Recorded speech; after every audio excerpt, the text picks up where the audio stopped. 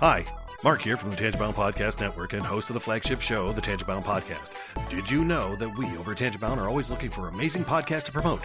And did you also know that we are also proud nerds and geeks of everything from movies, music, gaming, TV shows, and comic books to wrestling, MMA, soccer, and football? Whatever you can nerd or geek out about, we've got it. And if you're interested, we can help you find it. And if you're a show looking for a place to call home, we've got you covered. Side effects may include upset stomach, dizziness, tumors, shakes, and in some rare cases, death from excessive laughter. Though to be fair, it's only sometimes. Other side effects may include diarrhea, gallstones, heart palpitations, and strong desire for cookies on the dark side. Talk to your doctor and visit TangiboundNetwork.com and see if Tangibound Network is right for you.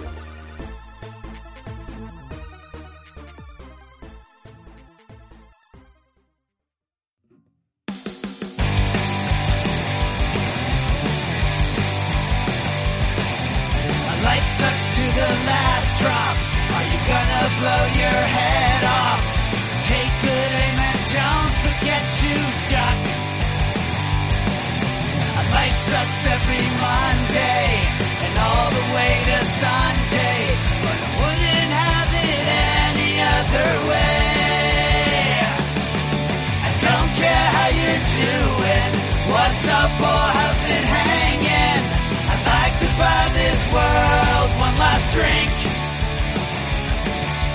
Life sucks all of the time. Stick it up your sunshine, and then you'll see the clouds every day. And then you'll see the clouds every day.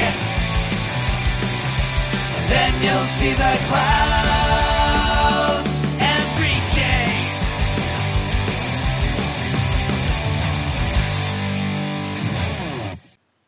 Welcome to The Crazy Life. My name's Jen. I am your hostess for the evening.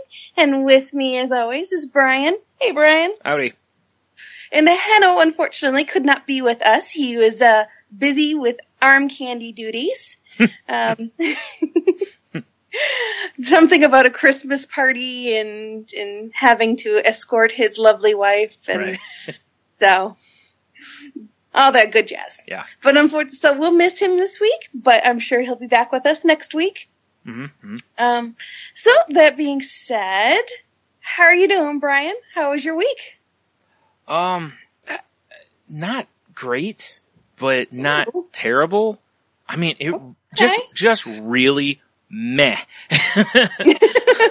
Fair. That's how I felt every day. Like I'm getting up and I'm just, the best thing that's happened is the last couple nights I've actually slept pretty well. But when I get up, I'm still like, fairly low energy. Mm-hmm. Just, kind of like, man, I could go right back to bed. My depression's really, really kicking up right now for whatever reason. And this time of year, it starts getting a little tough for me because I really start missing my dad again. It's one of the things that kind of throws that back up in my head. But also the weather's been, cold and dreary the last, couple weeks.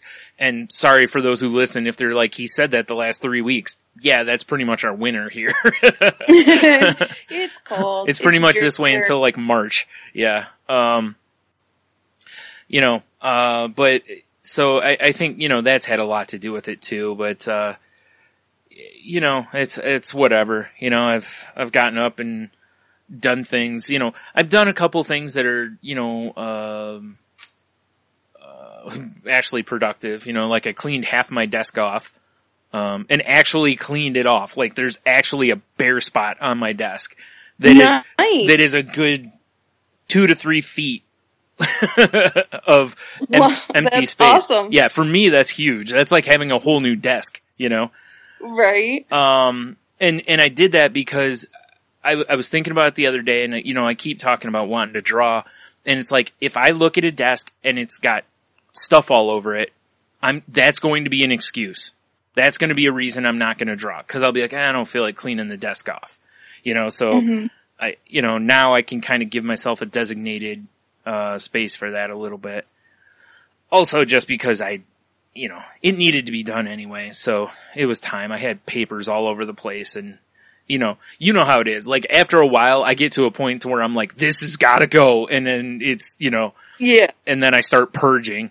But up until that point, I might as well have just emptied a paper can all over my desk. It's True. just a mess. So, I did that, which is cool. I still haven't drawn anything, but it's, at least like I said, I know I've eliminated one potential excuse, and that's what I've been kind of trying to do lately is eliminate excuses for it. So eventually I'll be like, well, I got to do it. I don't have any excuses left, That's one way of tackling it. Keep removing obstacles. Yeah, and it was funny. I was looking at a comic book artist I follow on Instagram named Dustin Nguyen, and he has been posting. He's been drawing with like these brush pens, which are a really cool tool because you can draw with like a really fine tip on them and kind of sketch with them, but without much effort, you can also lay down a really thick line or basically use it on its kind of on the side a little bit like a paintbrush to fill in bigger areas, and it's all kind of in one thing. And he was drawing something the other night, and when he did it, next thing you know, I see him pull out a red one, and I'm like, they make red ones? Like, I only knew about black ones, and when they when they started adding colors to stuff like that, that opens up a little more, you can just put a color pop in something, which is what he did. He was doing like a devil or something like that, and he, put red in there, and it really popped because the rest of it's just black and white. And I'm sitting here going, oh, I gotta find out where I can get those. And, so of course I asked him and everything, and, then I'm catching myself as I'm Googling these things, and I'm going, what are you doing? You've got a ton of art supplies that you don't use already. It's like, maybe you should use some of the stuff you have before you go adding to it. Even if it does look really cool, they'll be around for a while, But if anybody out there is an artist and you haven't used these brush pens, they're really fun to use. Pentel, however you say it, Pentel is the brand that I have and that Dustin was using. And it takes a little bit to get used to though, because it's a very willy-nilly, picture trying to draw with a paintbrush. It takes a minute to get the pressure right, so you're not just, ham-fisting it. I can imagine. It's got to have a finesse. Yeah, it's a very delicate thing at first, but once you get going with it, you can really, there's a lot of freedom to it, which is cool. And you don't have to keep dipping it in ink, or anything like that. And it's not like the technical pens where they only give you, one line width, you can, it's just a really versatile tool. So, that, it was weird because that got me excited, and it's like, but the two things in art that have always got me the most excited quickly are process and the equipment. Whenever I see new art tools, I'm like, ooh, I gotta have that for whatever reason because I'm not using it. So like I said, I bookmarked the page for them, but I pulled it back, I didn't order any, kind of a thing. So at least I showed some restraint. But I didn't do a whole lot last week. I went out with friends on Friday, which was a lot of fun. We had a really good time, and just the rest of the weekend, I've just really not done a lot. Just kind of sat around and just, like I said, just felt meh almost the whole week. So hopefully that'll snap at some point here and I'll, get out of this, but I don't know. Yeah. It's tough. It's really tough this time of year up north here. Yeah.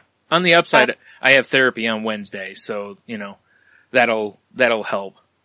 Yeah. Absolutely. And it's just, it gets gray. It's kind of, it's cold, it's gray, it's kind of blah. Yeah. I will say this though, at least with it snowing a little bit here, at least now that's bright. The snow gives some brightness to outside. Yeah. And it is pretty in its own way. Yeah. As long as you're not having to drive too much in it. Right, or shovel it, yeah. Yeah, or shovel it. My puppy's loving it though. Oh yeah. Otis thinks it's awesome. Yes, because he's just over a year old now because he was born in November of last year. So he's seen winter, but he was really little. Oh, yeah. Okay. When the snow was out. So he didn't really appreciate it like he's appreciating it now. Right. Like he's digging his nose in and throwing it in the air and Right. biting at it. And so he's having a good old time with the snow. Good. I'm not having a good old time trying to get him to come in from having fun in the snow, unfortunately. Right. So we have to work on that. Like the whole listening. Like a parent trying to get their kid in, you know, when it's snowed outside and they just want to keep playing, you know. Exactly. It's like, no, we need to come in. And I'll get him to focus to do his business. That's the other problem. Yeah, I've seen that with other dogs, to where they go outside and they just play. Like, they're not concerned with anything else. Yeah. Yeah, it's like, no, you said you needed to go out for a reason. Yeah. So let's get this done. Yeah. It's like, do your business, then you can play around. You know? Yeah. Exactly. Then we got to go back in. So we're, working on a few things. But yeah, it is, your original point, it does get a little gray, and it's easy to fall into the behavior of, just sleeping a lot, and I've been working last week. I worked another 60-hour week, which don't like doing, right. But, and I worked 6 days last week, which sucks. Yeah, it does. I had to put I put 10.5 hours in on a Saturday, which oh boy, nobody likes to do that. So, but what are you going to do? I mean, it is what it is. But because of working so much and it's getting dark early and it's gray and miserable outside, I've been sleeping a whole lot, which, is good and bad. It's good because, my body needs sleep. So, that part is good. I'm getting lots of sleep. Not so good is I'm not getting anything else done. Right, yeah. Because between work and sleep, there is my day. Yeah. So, still struggling to find that balance, and I'm working on that. And then with the holiday coming up, there's a lot of moving pieces. You gotta get your, all the holiday stuff done, the gift wrapping, buying, and all that jazz. Yeah. I also make candy every year for Christmas, and I haven't even started that yet. I was wondering about that when you were telling me how many hours you worked. I'm like, I bet she hasn't started the candy then. No. Yeah. So I'm thinking that's going to be a 1-day blitz on Sunday, this coming Sunday. Yeah. So we'll see if we can make that all happen. But that may not be too bad because I'm doing a limited selection this year. Ah, yeah. That's a smart move, especially with, if you're only going to really get 1 day to do it, Because I know in the past you've spent all day doing some and not gotten halfway done. So this is probably a good idea to rein it in especially this year, but Yeah, so this year we're just doing a limited selection this year, and I may even cheat a bit and get some help from the cake place, the candy place. Right. So, we may cheat a little bit, but we'll get there. Right. So it's just been, and it's tough, especially my husband is also working 6 days a week right now. Or 6 nights a week, I should say, because he's on nights. So between me not coming home on time and him having to go to work, and so we're not really seeing each other, which doesn't help either because, quite frankly, there's no one home other than the animals, and we just cuddle up on the couch and we go right to sleep. Yeah, right. If there's somebody home, you have someone to talk to and someone to keep you up. Yeah, well, you could talk to them, but mm-hmm. Exactly. I'm sure they'll talk back to some extent, Yeah, everyone's heard Frankie on the podcast and Otis. They know they can talk. Yep. That's for sure. So, but yeah, other than that, I mean, that's pretty much been my week. It's just been very preoccupied with work and work and work and more work. Yeah, I imagine it is. I think for this year, I've worked more hours than I ever really have in years past. Yeah, I could see that. I just, when you add up every week that I had to do the 60 plus hours. Yeah. It's crazy. And there was a rumor that they were talking about going to mandatory 12s. Yeah. Exactly. That's crazy. Yeah, we need to draw a line somewhere. Yeah. I'm hoping someone put their foot down and drew the line on that one. Yeah. So, yeah, I can't even imagine how that would work. Yeah. But yeah. Mm-mm. Yeah, because tired employees don't tend to give you the production of rested employees. So you'd be better off just hiring one more person or two more people, even if it's just until, that stuff gets sorted out. And then you're like, okay, we can go back to whatever. Yeah. So, we'll see how everything shakes down. And I just remind myself what I've said on the podcast many times over is that you always have a choice. Yeah. And I have to put my health and my well-being above anything else. Yeah. And if I don't feel this job is a good fit for me anymore, I have the choice of walking away. Yep. It may not be the smartest choice. It may not be the right choice. I can't say for sure one way or another. Mm-hmm.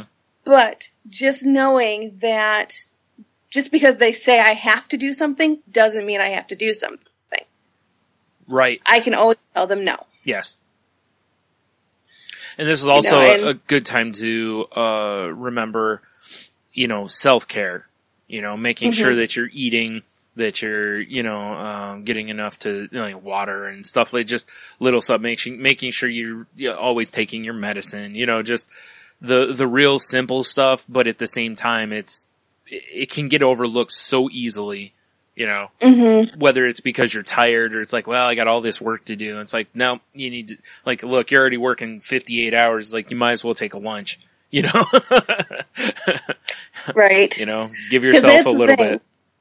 Because I don't take a lunch. Yeah. And so I'm just eating whatever's at my desk. Yeah. So. Wow. Staplers. Yeah. No. Wow, that sounds like that could go bad. But, and unfortunately I don't keep a stock at my desk of fruits and vegetables and good foods. Yeah. What you usually find on your desk is, chips and Twizzlers. Yeah. All the good things in life.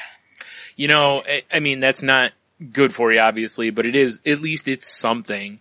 At least you're eating something, but yeah, it's clearly not the best choices. The best choices would be, even if it was protein bars or shakes or something like that, kind of a deal, or Slim Fast or something, Oatmeal. Yeah, just easy stuff that you can just pretty much just eat. But yeah, I just wanted to bring that up because, especially this time of year, a lot of people, like you were saying, they get caught up in everything. And it's like, if you're out shopping all day, it's like, make sure you stop and throw something in your face at least, especially if you're at a mall, cause there's no excuse not to while you're there. There's, always a food court, or there's food right outside of it, every mall. So, make sure you stop and eat and, stay hydrated and all that kind of stuff. Absolutely. Take care of yourself first. So then you're able to take care of others. Right. And it helps cut down on your anxieties and stuff too, by taking care of yourself. Cause, trying to get to sleep and, trying to make sure you get enough sleep, that kind of stuff, instead of fighting it because, I'm at work all the time. I'm going to stay up and do this. And it's like, just go to bed, if that's what you need to do, go to bed and, take care of yourself. Yes, absolutely. And since we're on the topic of the holiday season and running around and doing stuff, something that has crossed my my phone just today was gift giving and the anxieties that come with gift giving. So I don't know if you've experienced this, Brian, or not, but there's a lot of different anxieties that come with it. You know, one, the anxiety of, am I getting the right gift? How much am I spending? Am I going to spend more than they're spending? Am I going to buy a gift for them and they're not buying a gift for me? Then we have that awkward moment. Right. You know, there's all sorts of fun foibles. Right. And you're things that can come out of it. You're in a new relationship and you don't know where the line is for, you know, you're right. Like you just started dating a month ago. It's like, where's the line here? Yeah. Exactly. It's like, you know, are we not? Yeah. Should we not? Then you have the wonderful random gift exchanges. Yeah. Where everyone just buys it, brings a gift, and then throws it in the pot. And then you grab a gift. Yeah. White elephants, I think people call them. Yeah, there's different names for them, but yeah. Mm-hmm. So an article that I found on Psychology Today, one of our favorite websites, the 5 types of gift givers, exploring the psychology of gift giving and recognizing anyone you know, ? Why does holiday gift giving make us feel anxious and pressured? I have 20 gifts to buy, a friend of mine moans. It's stressing me out. My sister and brother-in-law are impossible to please. I dread seeing her pursed lips when she opens the package, another confides. Isn't giving presents supposed to make us happy? After all, the Bible does tell us that it is more blessed to give than to receive. Of course, in psychological terms, it's a bit more complicated than that. First, there's the happiness thing. What makes us happier, giving or receiving? Alas, the short answer is neither. Psychologists Tim Kaiser and Kenan M. Sheldon analyzed Christmas experiences that could make people feel better and broke it down to 7. Time with family, religious activities, maintaining traditions, spending money on gifts, receiving gifts, helping others, and sensual enjoyment of the holiday, food and drink. While family time and religious activity did increase people's sense of well-being, gifts, both giving and receiving them, didn't. Counterintuitive, but nonetheless true. As Kaiser and Sheldon write, despite the fact that people spend relatively large portions of their income on gifts, as well as time shopping for and wrapping them, such behavior apparently contributes little to the holiday joy. I don't know. So, I don't know. What do you get more enjoyment from, giving or receiving, Brian? Usually giving, because I tend to really try to put a lot of thought and consideration into the gifts that I give, to where I generally hit the mark pretty well. And, I love seeing people react like, oh my, like, wow, I didn't know this existed, or, I would have never thought to get this, like those kind of things. And, whereas, I'm not a person who hides my, my emotions well. So if somebody gives me something and I'm like, about it, it shows, and I feel so bad because, somebody's tried, and I don't want to make them feel bad, but like I said, I also am not, I'm also not a person who is just like, if I get something I really like, I'm not like jumping up and down and running around the room or something, so I'm right. So I think across the board, I prefer to give. That way it's a little more, it's a little more that way. Plus, I mean, I tend to deflect away from myself anyway. So it fits with, with my normal behaviors. Yeah, I know. And it's kind of, when you're opening a gift and you're center of the attention, it does bring on kind of an awkwardness to the moment. What is my reaction? Am I smiling too much? Am I not smiling enough? Am I saying the right things? Am I doing the right things? And so, I'm with you. I much prefer to give than to receive. But on the flip side, I also think it is important. I think it's an important tradition giving and receiving gifts. And I kind of disagree a little bit with the article because I do get a lot of enjoyment from the gift giving experience. Yeah. And it is a big part of my holiday enjoyment. Yeah. You know, and like my husband wanted to just do away with the gift giving tradition between the two of us this year. Because he's like, well, we get what we want for ourselves. So what's the point? Yeah. You know, and it's a very valid point. You know, he makes a good point. But my counterpoint to him was, I like to see what you think I'd like. You know, it's a lot of times you don't think of things for yourself or you won't buy for yourself. Right. And others will. Yeah. You know, a particular article of clothing. Clothing's a big one for me. Like my brother and my father have bought me different pieces of clothing that I would never have worn myself. I never would have picked out for myself. But they bought it because they thought that I would look good on me. So I tried it on, and lo and behold, I end up really enjoying them because, you know, I looked at them through a different set of eyes. Yeah. You know, so I like that aspect of the gift giving experience. And I like the you know, especially when it comes to close loved ones, the putting the effort into the gift is just as important. In fact, it's more important to me than the actual gift itself. Yeah. That's understandable. You know? Yeah, I get that. So I think it is important. I'm very much in the same boat as you. Because I've noticed that as I've gotten older and I have less people that I buy for, my enjoyment of the holiday has significantly declined. And the amount of gifts that I've received versus given was disproportionate for years in that I gave more than I got. You know, there were only a few people that bought for me and I bought for quite a few.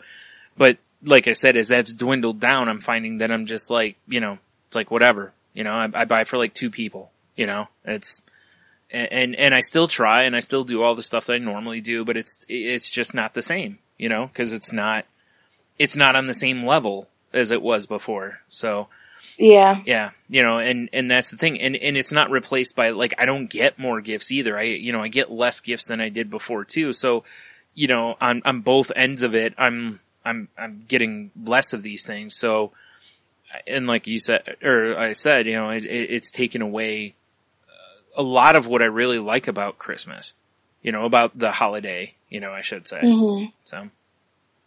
Yeah. And there's something magical about gifts under the tree and waking up Christmas morning and exchanging gifts. Yeah. It is. For all of the awkwardness and the anxieties and all of the negative stuff associated with the whole gift giving process, there is still some magic to it. Yeah. So, second, those packages that you see lying under the Christmas tree aren't just presents, but symbolic markers. Yes, you heard me right. Symbols of both relationship and the self. And that's why we all remember that gifts will be given, the good and the bad, and the genuinely ugly, because we understand them as revealing the nature of the connections we have to others. Kind of speaks to a little bit what I was saying, that the meaning behind the gifts and the thought behind the gifts is more revealing than the actual gifts themselves sometimes. Yeah. So, in the seminal article, The Social Psychology of Gifts, Barry Schwartz writes that gifts are one of the ways in which the pictures others have of us are transmitted. Of course, the gift doesn't just reveal the image the giver has of you, it exposes the character and the thinking of the giver as well. I might be getting a little too deep on that one, but it's pretty we'll go with it. It's pretty close to what you were saying, though. Yeah, it's pretty much just, you know, more of that. Christmas giving makes us anxious, not just because it's revelatory, but because it's an exchange. We dread receiving the bad gift as much as giving it. In fact, when John F. Sherry Jr. and his colleagues explore what they call the dark side of the gift, They found that people are far more ambivalent and even negative about gift giving than the cultural tropes would suggest. Most interesting is the bad or awful gift and how people react to it. Those most truthful respondents allowed as how the bad gift was thoughtless at best and disheartening, disappointing, or hurtful at worst. You know, kind of what you were saying, Brian, that, you know, when you get the gift that doesn't hit the point, you know, with you. Yeah. It's tough. Well, you know? Yeah, it's really tough when you open something and you're just like, why would you think I'd like this? You know, like, it's like you're not even trying to be mean. You're just really curious of that. You know, it's like, this isn't anything like anything I do or, you know. It's like, where was your thought process? Yeah. Like, did you buy this for someone else and just decide to give it to me? You know, like, that's, you know, and we've all gotten gifts like that to where you're just like, okay, this was just a random buy. You know, this doesn't feel like you know, you really were thinking about me when you saw it. But then sometimes, you know, you'll see something like that and somebody will be like, well, I know you like this and this, blah, and then you're just like, oh, okay, well, I guess it makes sense. It's like, okay, see the connection? Yeah, I see where you were going at least, you know. Yeah. So, well, anecdotes confirm not only how well people remember the bad gift, but their feelings upon receiving it. One woman recounts how the one parameter she gave her mother-in-law was that all fabrics must be natural. What did she send?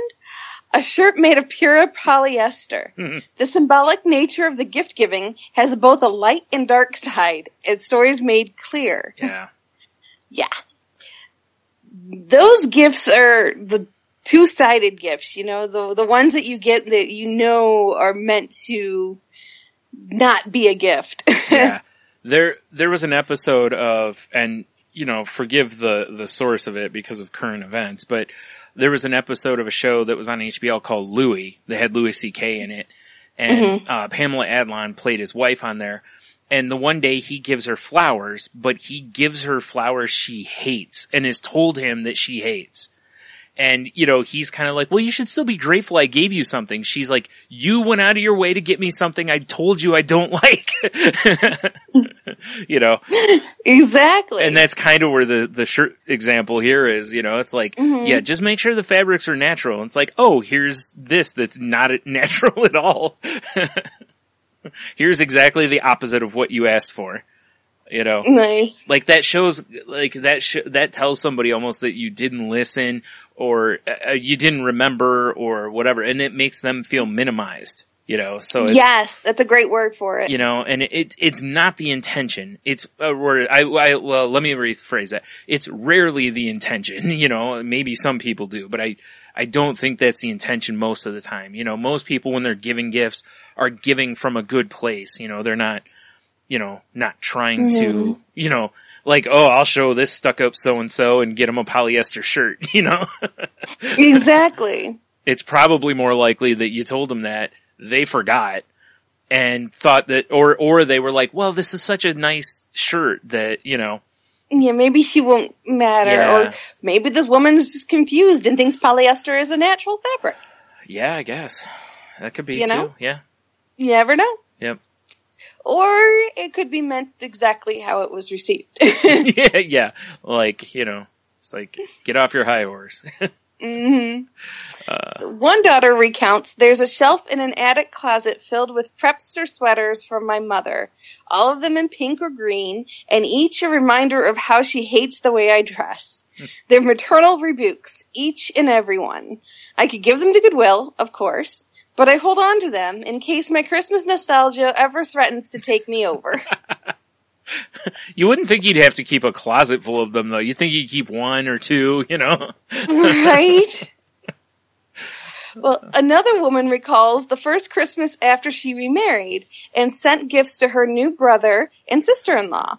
I spent an hour shopping for everyone in their family, them, children, and spouses, grandchild, and then wrapped everything and shipped it off. They reciprocated by sending a single gift intended for my husband. I was surprised, but went to do the same thing the next year. But instead of feeling good about giving, I felt stupid and pathetic. Once again, they sent a gift intended for my husband. I got the message. Yeah, there would be the example of a little more like, it's still from a good place, but at the same time, it's either calculated or they've completely not considered anybody else. You know? Yeah. Yeah. That's a rough one. Yeah. Yeah. That is tough. And when you're dealing with in-law families, you know, mixed blended families and stuff, it can be very emotionally driven. Yeah. Yeah, exactly. Because, you know, maybe there was a message being sent there, you know, type of a thing. And if that's the case, then, you know, that's a whole different scenario and whatever. And at that point, you know, you have to make sure that you don't get caught up in playing a game, basically. You know? Yeah. Like the retaliation Yeah, if you feel like they're being petty, just do what you want to do, whether it's buy for all of them or rein it in and just buy like a gift for the family or, you know, send them a fruit basket instead or something, you know, that's just kind of like, oh yeah, you know, it's Christmas and here's the thing. You know? Yeah. Yeah, because it's, you know, if you start trying to play the game with them, it's just gonna make you crazy, and really it's you giving power to them, you know? If you just don't buy into it and don't play along, they might think they win, but they don't, because you just don't care, you know? Yeah. It's like somebody challenging you to a race and you're just like, I don't want to race, and they just run and go, ha, I won, and you're like, I wasn't racing, you know, like. Yeah. It's like, good for you. Yeah. You were against no one. But they're go on to a couple other, different examples, but, this is another one. In dysfunctional families, gift giving or withholding can become power plays or worse. I wasn't very old before I realized that telling my mother what I wanted for Christmas was pretty much the kiss of death. The more I wanted it, the more likely she was not giving it to me. Others reported that sometimes siblings are played off against each other in this way. I really wanted a tennis racket, but my parents gave it to my sister Kim, who had no interest in the sport. Things like that happened every year. See, that's just cruel to me. Yeah, like, why would you do that? So wrong. Now, the one, like, what this originally invoked in me is, there's an episode of The Simpsons where Bart wants a video game really bad, and he steals it from the store. And, you know, he gets into trouble with Marge and everything. And then at the very end of the show, Marge is like, you know, that video game you've been wanting? And Bart gets all super excited, and it turns out she didn't buy him that game. She bought him, because basically that game was sold out almost everywhere. So the guy at the store was like, oh, you should buy this game because it's, you know, also very popular. And, it was like some putting game instead of some violent video game that Bart wanted, you know, and, and Bart's like, oh yeah, you know, it's just that happens a lot, and it's somebody trying really hard, you know, like maybe you want a video game, but it's a $60 video game, and they're just like, I can't spend $60, you know, so they buy you a $10 or a $20 game, and you're just like, oh yeah, even though you've already beat it, you know. Yeah, it's like, yeah, good. Like, thank you, because, you know, you can see that they were trying, you know, but, yeah. Well, it turns out that men and women react differently to the bad gift, especially in the context of an intimate relationship.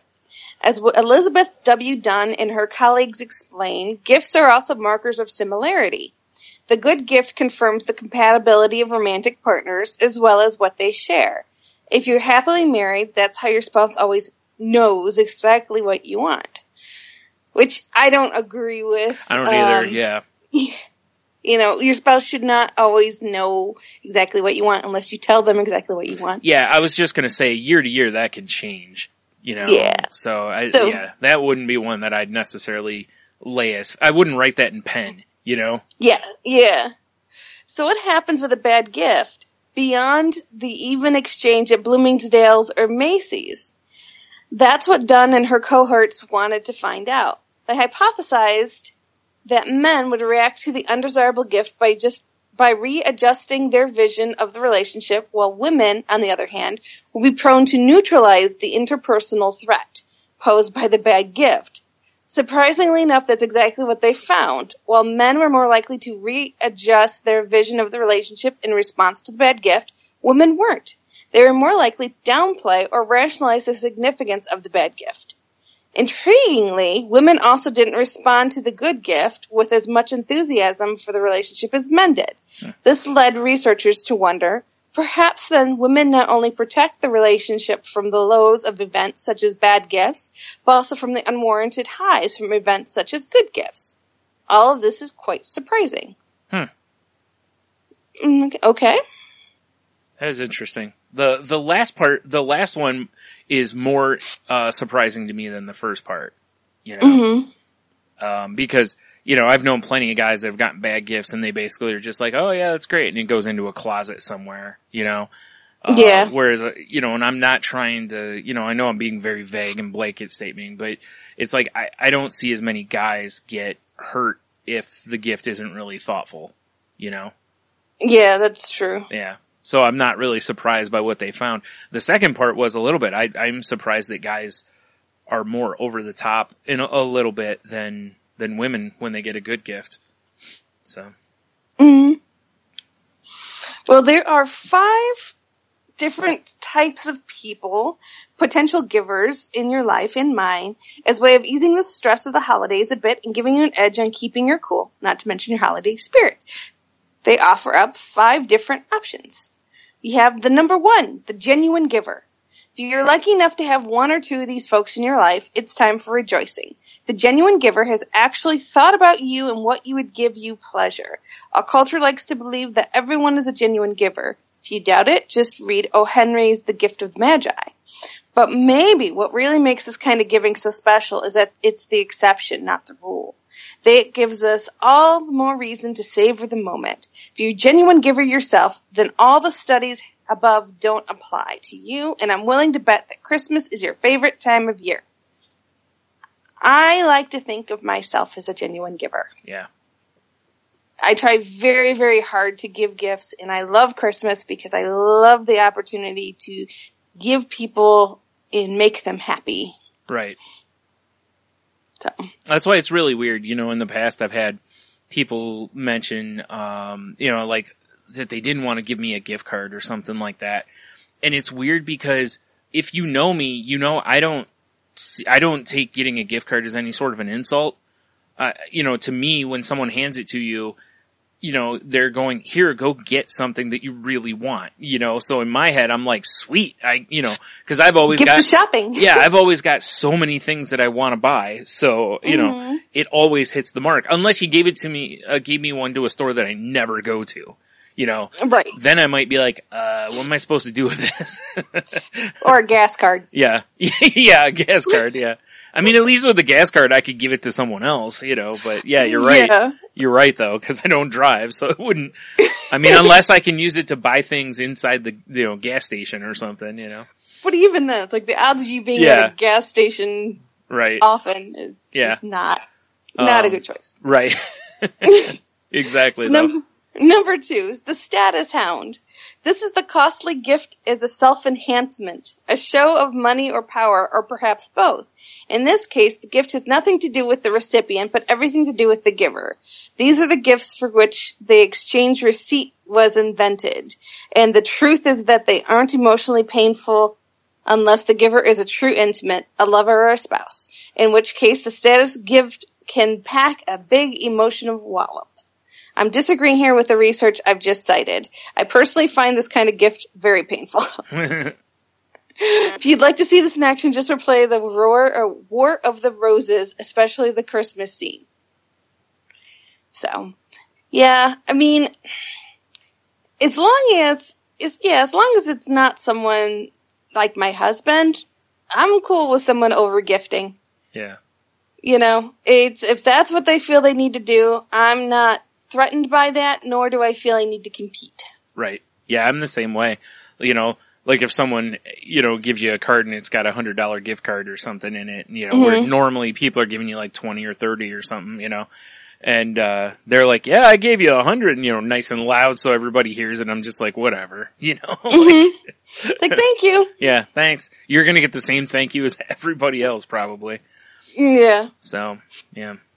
The wolf in sheep's clothing. This is the giver who likes to be thought of as a wonderful gift giver with perfectly wrapped gifts, but his or her spirit is no more genuine than that status hound.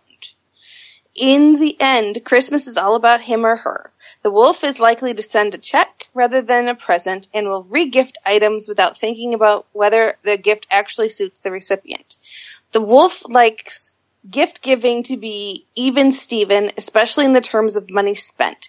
So beware of possible posturing or pouting if he or she is disappointed. Paradoxically, the wolf is also likely to be a discriminating giver. Within the family, some members will be luckier than others since the wolf doesn't shy away from playing favorites. As one woman recounts, my brother doesn't like my husband, though he is close to my sister's spouse, and he doesn't shy away from making it known when it comes to the holidays. But the thing is that it's so obvious. Jim gets a golf club while my husband gets a CD or ebook, that it really doesn't matter anymore.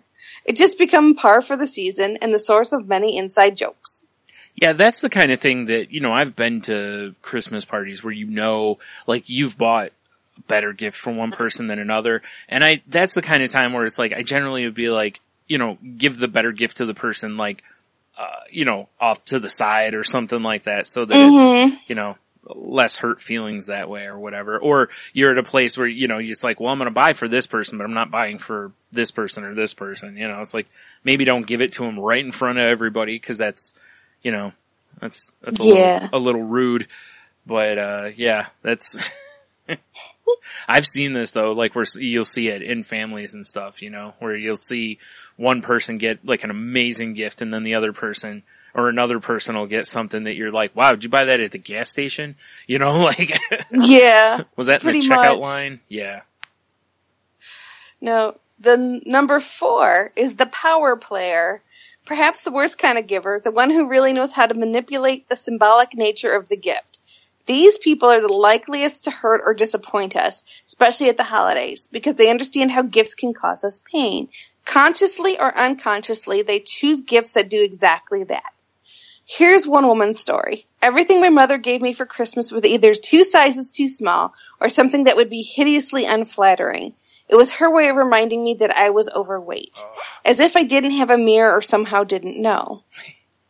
Sorry, I had to laugh right there because I've said that so many times to where somebody will say something about like you're fat, like call me fat, and I'm like, you don't think I know that? Like, yeah, like I walk around with this.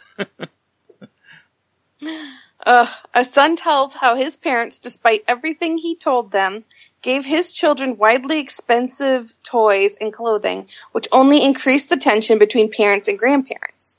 My father likes to be thought of as a great provider, and his gifts imply that I'm not. My wife and I aren't comfortable with our kids wearing designer jeans to school, and we've told my parents that, but they don't want to hear it.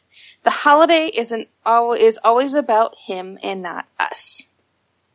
Yeah, and that, that is a big thing when it comes to parenting. We have my sister-in-law. It has 2 daughters, my 2 nieces. They're very close in age. And right now, because they're so close in age, she has asked that everyone buys them the exact same thing so that it cuts down on the fighting and bickering in the house. Whether I agree with that or not is not up to me. Yeah. She's asking that we, including the color, everything exactly the same, just identical gifts for both girls. Right. And my husband has an issue with this because he believes in individuality. And if it was my children, I would agree with him. Well, but the real issue to me is, first of all, they're telling you how to gift, which I don't like. But the bigger problem to me is it's like, well, how do you decide which kids want is the one that both get? Well, and that's the thing. Right now they're only about, forever. They're only Yeah. about a year apart. Mm-hmm. So their likes and wants, and they're young, they're very young. Yeah. So are very similar. Okay. Yeah, so that's not really an issue. Right, because I was going to say, what if one wants a Barbie and the other one's like, yeah, I don't really want a Barbie. You're supposed to buy them both Barbies? Right. You know, it's like... Or, right now they both enjoy the same things. Yeah, okay. So, yeah, so that part's okay. But I'm with you, you know, and there, it is a little off-putting being told how to gift. But on the flip side, I understand, because like in this example that was given, they're choosing to raise their children a specific way. Yeah. And whether I agree with their way they want to raise their children or not, that's inconsequential. Right. You know, if I'm to respect them, I am to respect their wishes. Mm. You know, otherwise, it is disrespectful. Yeah.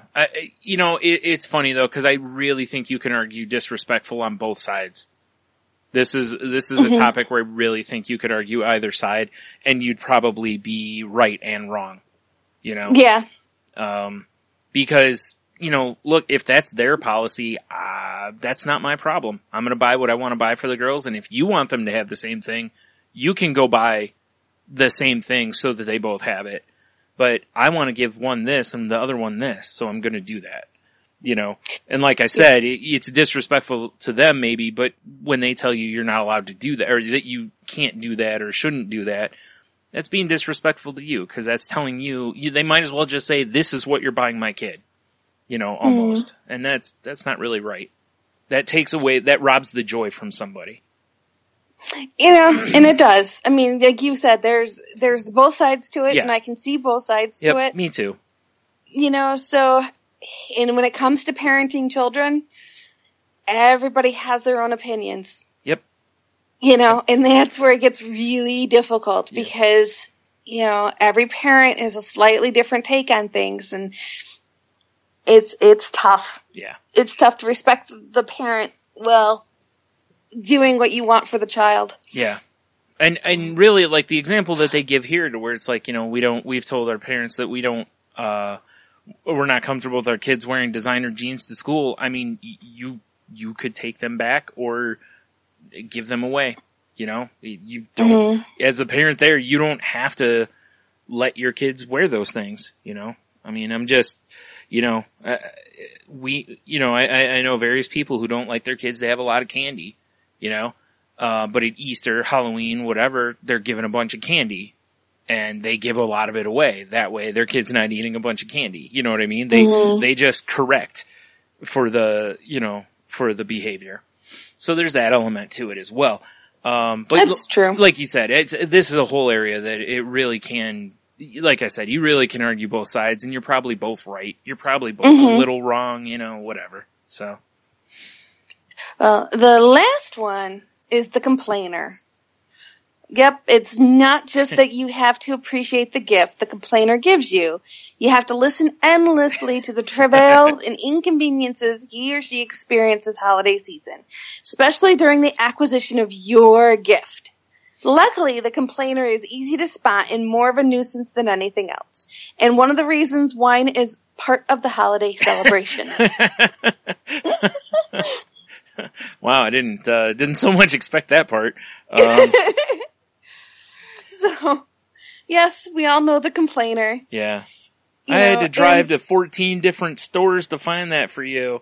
It's like, I don't appreciate it more. It doesn't, you know, like, I already appreciate it. That doesn't add to it. It just goes, okay, now you're making me feel bad that I asked for something, you know, or you're making me feel bad that you got me a good gift or whatever. It's like, what do you want out of this?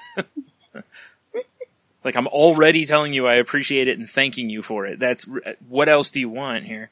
You know, like, I'm not giving you a parade, you know? And that's, you know, some things I like giving stories behind certain gifts. Yeah.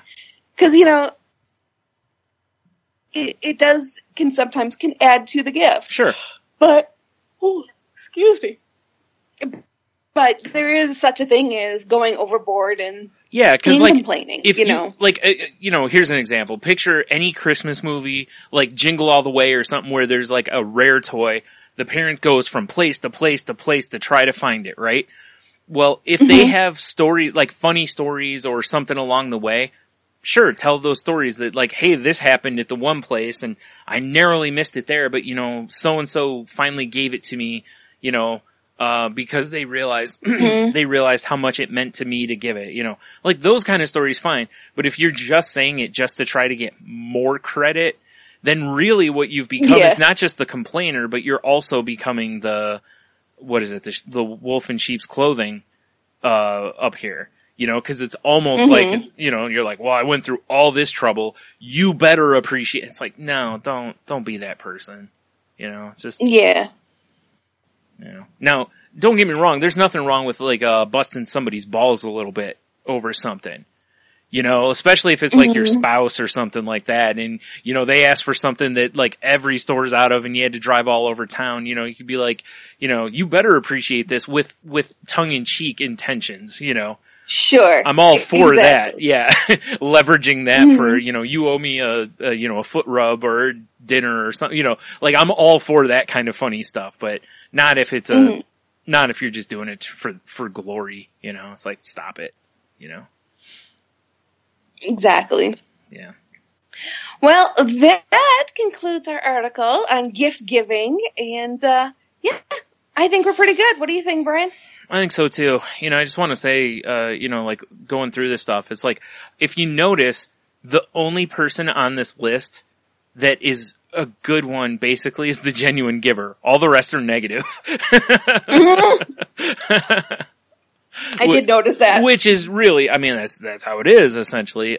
So, try to be a genuine giver. I know you can't in every situation. Like, sometimes you'll get like a work secret Santa or something. You don't really know the person or something. I mean, you could put some work in and maybe find some stuff out, but it's like for a boss or something like that. And you're just like, whatever, like here's a cheese platter, there's always people that we do gifts like that for, but, especially the people you really care about, try to give them, the genuine gift, because like it said in here, those are the ones that people remember, when you really tried to get them something, or like you said, something that, they wouldn't buy themselves, or something they'd never thought to buy themselves or didn't know existed, like that kind of thing. That's very much where I try to be. I try to get people stuff that I know they won't buy themselves, but I know they really want, or something like, that, like I said, I find something they didn't know existed, but it's right in their wheelhouse. It's something they collect or something, so, just try, put some effort into it, cause it's very much appreciated by most people, Yes. And in fairness, if you give that kind of gift and the person's just like, meh, thanks, maybe don't put the effort in the next year, but, right. Do whatever makes you feel good, as long as you're not like the other type of givers all are essentially, self-service. Yeah. They're causing someone else discomfort or hurt or whatever. So, just, do what you want with the gift giving, but try not to hurt anybody's feelings, I know it can still happen, but don't do it on purpose. How's that? Right. Exactly. They tell you natural fibers or natural stuff, get natural stuff. But that doesn't fit into what you want to give them. I know, right? It's like, well, I could get you that, but I found these 2 polyester shirts that were like 2 for $15, so I got you this, because this way you get 2. It's like, yeah, I get 2 of something I don't want.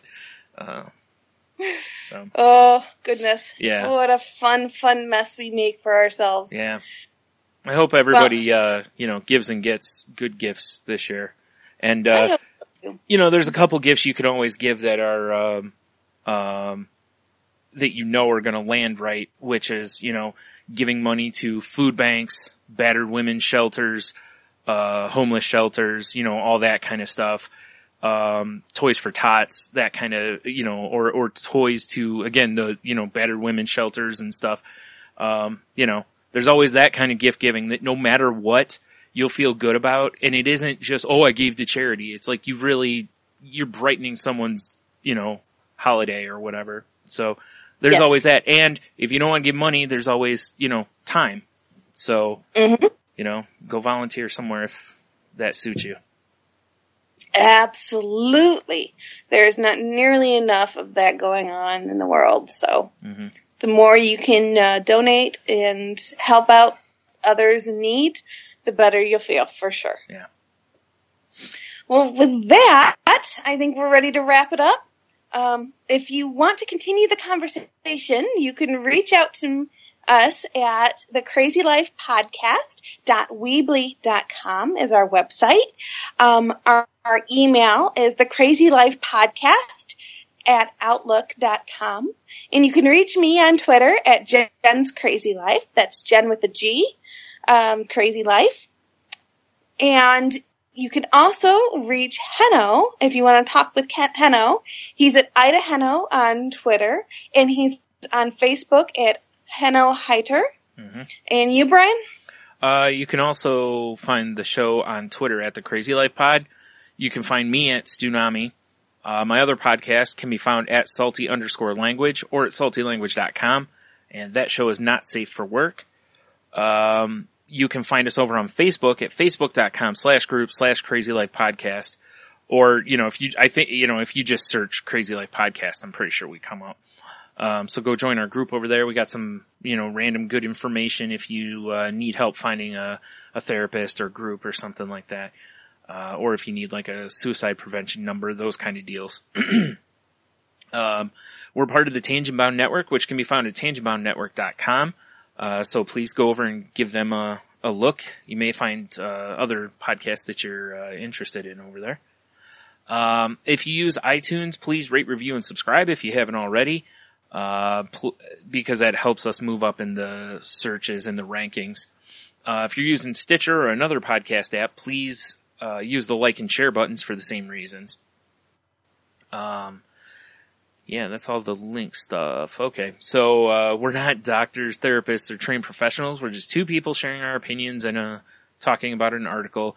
The show should not be seen as a replacement for therapy, and please do not self-diagnose. If you think you need help, something rings true in some of the stuff we've said on here or whatever to you, please seek professional help. You'll get the estimate, and then you can, see what kind of game plan you want going forward. See? Even Frankie agrees. He absolutely agrees. That was pretty strong agreement there, too. If you feel as though you may harm yourself or others, please reach out to somebody in your support system. Try not to be alone. And, call 911 if you have to. Go to a hospital, tell them you're having a mental health crisis. Call one of the suicide prevention hotline numbers, something along those lines. But again, please try not to be alone, and please don't take your own, don't act on it. Don't take your own life. Don't go after others. If you catch yourself, writing a note, or planning how you would do it, that's a giant red flag. That's the time really to reach out to somebody, because you can maybe nip it before it becomes, more of a thought process in your head, or, before something tragic happens. So again, please seek help if you need it. And, I feel like I'm forgetting something else there. Nah, alright.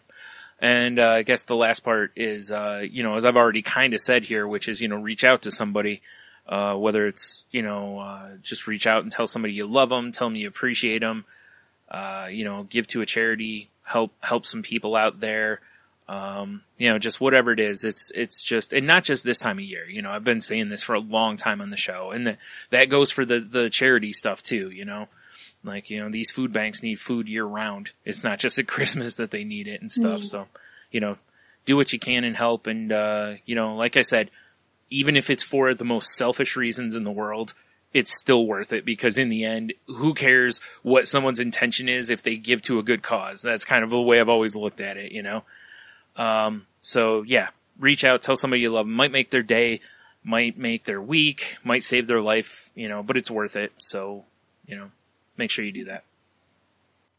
Remember, everyone, your time isn't free. Your time is priceless. So give it wisely and give it to those who would appreciate it. So with that, keep breathing, wiggle your toes, keep smiling, and work on giving good gifts. Talk to you next week.